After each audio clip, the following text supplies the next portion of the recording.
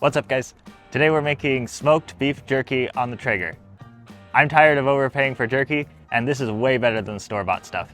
It's super easy, it comes out smoky and tender. Let me show you how to make it. Cut your beef against the grain. I'm using London broil, but you can use whatever cut you'd like. My favorites are London broil and Eye of Round. Pro tip, stick it in the freezer for about 30 minutes before cutting it to firm it up and make it way easier to slice. Be sure to trim off any thick pieces of fat. You can use any marinade you'd like, but I'm making a sweet and spicy ginger garlic marinade. Using salt, pepper, onion powder, fresh chopped garlic and ginger, a few glugs of apple cider vinegar, chipotle tabasco to give it a kick, and a generous amount of honey. When I make beef jerky marinades, I don't really measure anything out personally.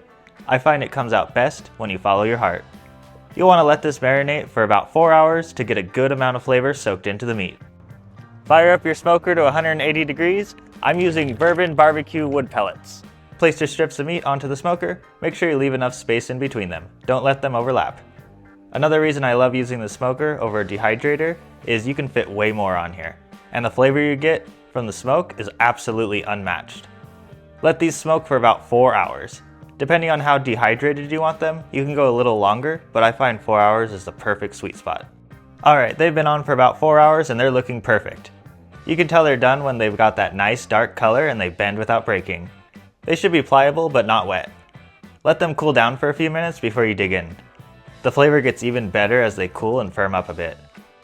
I hope you enjoyed this video and I hope you enjoy making your beef jerky. Like and subscribe for more.